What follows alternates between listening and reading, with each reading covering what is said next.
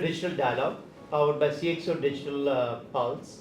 My name is Rajneesh Arora, and I'll be hosting the conversation today with Shantanu Srivastava, who is SkyBox Asia Pacific Vice President, Yes. and Aftab Syed, who is Country Manager for SkyBox in India. And the title for our dialogue today is Navigating the Cybersecurity, Bridging Gaps, and Leveraging Automation in an Expanding Attack Surface. Now, what's happening is the technology industry is going through an interesting transformation. We see organizations across vertical industries transforming and innovating at a fairly rapid pace to build sustainable competitive advantage and differentiation. They're taking data that exists both within the organization as well as outside the organization to create insights to drive real-time decision making. Now, what's happening is as these digital assets become important, it's a key strategic imperative to protect data and digital assets in any organization. Now, as a result of this, the whole cybersecurity posture is becoming extremely important. So, Shantanu, let me turn over to you. How do you see the security landscape and posture across Asia Pacific? And you have a fairly wide viewpoint, all the way from Australia, New Zealand, the more mature markets, to rapidly growing country like India. And of course, what is causing this increased number of vulnerabilities and growing threat of cyber attacks? Okay.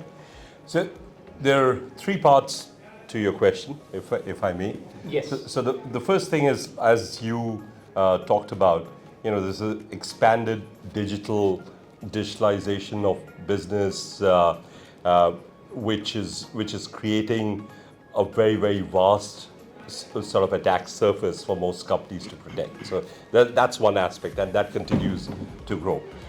And in light of that, we've recently seen the new vulnerability trend reports coming out of the National Vulnerability Database. And that talks about the 30,000 new vulnerabilities that came out last year. That's like a 25% increase year on year. And not just that, it's for each of those vulnerabilities, now half of those are categorized as critical, right? So this is what companies are dealing with. And then vulnerabilities with exploits available, it's taking the bad actors for just 44 days as a median to come out with an exploit for each of those vulnerabilities, right? And many of those vulnerabilities have exploits available the next day, right? So expanded attack surface because of digitalization, move to cloud, and a whole lot of those things. Larger number of vulnerabilities coming out, and the threat actors getting more aggressive in terms of turning out exploits. So that's sort of the one paradigm of it. The other paradigm of it is for companies to have an ability to deal with all of that is difficult, right? Because you're overwhelmed, your resources get overwhelmed to be able to deal with that. Sure. And then you have a lot more governance and regulations coming through. You have state actors coming through attacking critical infrastructure type of companies. So there's a lot happening in that space, in terms of dealing with the volume and the sort of sophistication of vulnerabilities and Great. Now, I love the word attack surface. Now, Aftab, tell me, is this something that organizations are doing wrong when they are assessing this attack surface, and as a result, they're sort of missing out on the things that they should be focusing on to have a better understanding of where these vulnerabilities are coming in from, and what do you think they should be really doing to sort of avoid these blind spots, if we may define it that way? Yes, so very interesting. So first thing starts is to stand and take the first step. And that's where this attack surface comes in, because everything turns around what is your strength of the organization and what are the attack surface. When I'm saying attack surface, it carries everything on premise, your laptops, your servers, your network gadgets, your cloud, everything, okay? Where the environment where you're working. That's huge and expanding every day, right? So I would say lack of visibility and not to identify that have we covered everything that we want to protect. So if you cannot see what you want to protect, you can never protect. That's the basis of it. Let me make it a little bit more interesting on a layman's and the day-to-day activity to make it more interesting. So for example, if you're driving a car, the expert says that do not focus very short in your distance, because that is fine on a day-to-day basis when you're driving. But if you're looking for a longer journey, you got to see the further path where you want to turn, right? Now, if you do not do that for any reason, whether the weather is foggy or there's an obstacle, technically you're going to compromise your speed. And that's what happens in every industry. When you have a goal to perceive, you would want all clutter to get away, focus there. Today, what is happening is that, security leaders have a goal, they're going forward, thinking they want to do this. There's some accident, some mishap in between, and the focus changes, right? And then they lose out on the first thing that they started with, that they wanted to cover everything. So that's one important piece. Do not miss out on any attack surface which could be because of any island or a broken network in the environment. Unless that is fixed, your next strategy will not fall in line. I completely agree with you. I think a lot of the CSOs, despite the fact that they're being told that they need to have a place and position in the boardroom, they're still very, very much operational and tactical in their approach, and they're not taking a very strategic view of where the threats are coming in for the organization today and where they would potentially come through in the next 12 to 18 months as their IT landscape is continuously evolving. Okay. And when you talk about the attack surface, I also want to add the fact about the edge infrastructure. The edge infrastructure continues to grow Absolutely. at a rapid pace across many industries, all the way from energy, transportation, healthcare, even in the manufacturing space as an example. And of course, the integration of OT and IT technologies also is creating a much bigger and wider threat surface, which perhaps didn't exist 5-10 years ago. And on that note, what about the hybrid network? Because we see everything becoming hybrid now. Right. And I think most organizations are using a mix of everything from a technology platform, IT services delivery standpoint. So networks are also becoming pretty much hybrid, wired, wireless, public, private. Now, where do you see the security challenges from a hybrid network standpoint, and what are the things that you're telling your customers that they need to be focusing on? You made a very interesting point about a boardroom, right? There are strategies formed in the boardroom, people sit there, but the moment they're out in the field, things are very tougher. I would definitely like to salute the security leaders of this country who are battling the massive challenges today that they're dealing from the hacking perspective. Absolutely. Everybody thinks that they have to go, and as I said, any accident, any mishap just changes the mind because the entire focus goes there.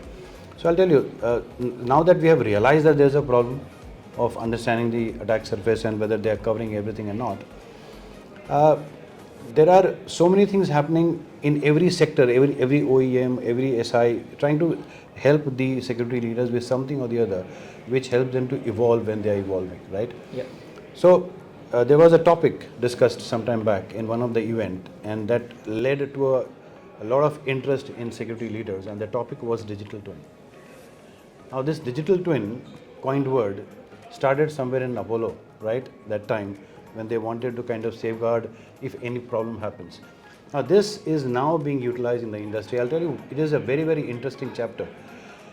Think from a time when you feel that, okay, every month, every 6 months, there are a new hybrid attack happening, or hybrid attack surface is changing, or your infrastructure changing. How fast can you start changing yourself? So this digital twin was so interesting that it created a replica or a mini me with a very clear mathematical analogies, which is like, I am not touching your kind of environment, and this digital twin will stay out of it. It will replicate everything what is there in your network, right?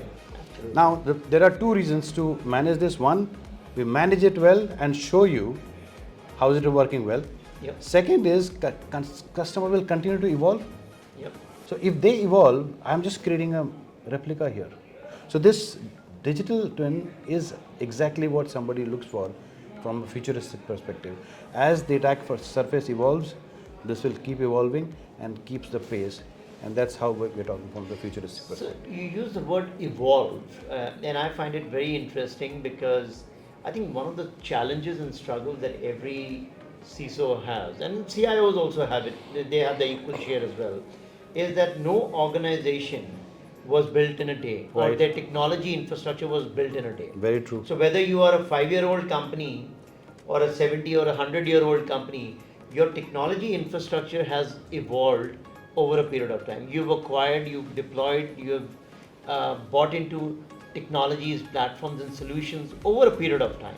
Yeah. Now, you can try and be very strategic, but there is an element of ad hocness that comes in, as a result of which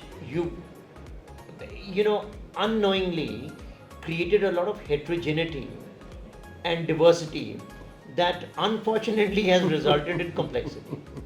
And as we go into the future, any organization needs to unravel this complexity if they want to continue and sustain this innovation and transformation journey. So, what would be your message to any of these large organizations that are struggling with and juggling with complexity and trying to reduce the spend, unraveling this complexity and trying to ensure that innovation continues? You know where I'm coming from. Absolutely. You touched a very important and another aspect where everybody wants to do a lot of things, but what happens to what you have spent? Very important point, and that's what we call it ROI. Now, return on investment is a question that every board asks when a CISO sits and asks for another budget, right? So the best way to manage is, like, there are solutions which coexist, okay? Yeah. There are solutions which can still find gaps, and for that you don't have to do a rip and replace. A digital transformation is a very good word, but it requires a lot of resources, people, risk, mitigation to transform. Absolutely. But if a solution can come which can fill those important gaps which has been identified by continuous issues coming through under attack path, and if that solution can integrate with what you have purchased in past, Absolutely. right, so that it can then give you the ROI of the past purchases as well, or as well as a solution which is filling the gap, and then what is the dollar value you are presenting to fill that gap. Now that's a very interesting thing. So a good solution should have the ability to not only just rip and replace, that's a very easy way, to coexist, integrate with the security system, Yes. and give you a single pane of glass and source of truth, so that you don't have to go and look for 10 different dashboards to find what you are looking from a risk perspective.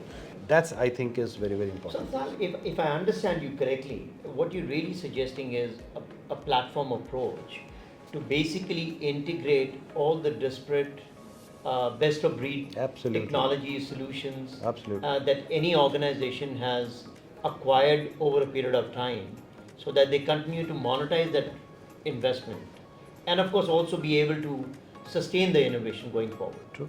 Now, we need to kind of wrap up. It's an interesting conversation, but there's one piece that I definitely want to touch on, and Shantanu, maybe you're in a better position to talk about it, is automation. Now, everyone is talking about automation powered by AI.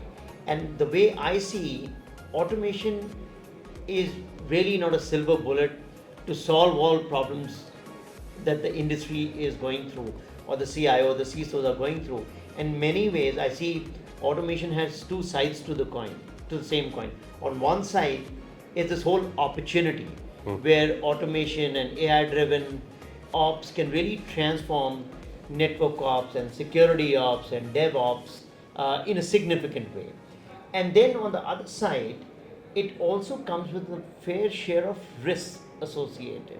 So, what would be your message to people watching this video from an automation standpoint? Some of the things that they need to be worried about. Probably I can, to answer this question, I'll probably be able to tie everything that we've talked about. Absolutely, please do so. So I started off by saying that people are overwhelmed by the massive amount of vulnerabilities and stuff like that. And at the same time, there's a lot more of, rules and risk and compliance, right? You're overwhelmed, you have low resources. Automation is a reaction to it, right? Yes. I want to automate these things, I don't want to deal with it, right?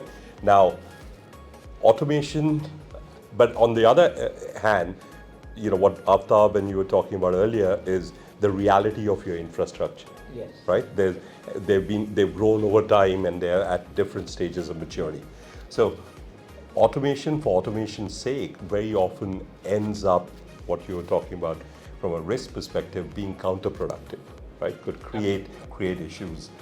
But however, automation with context, right, and is what people need, where you need to look at, right? So context being understanding of your network, right? He talked about a digital twin. Context being there are certain things I can address, patch right away. There are others that I can't because I can't shut down a factory, right? So that's a context. Context being, yes, that's a very severe vulnerability that I need to take care of because the board is also asking me how do we deal with it, right? But on the other hand, I already have certain checks and balances, a firewall rule or whatever in place that protects me against that. So that's sort of really understanding.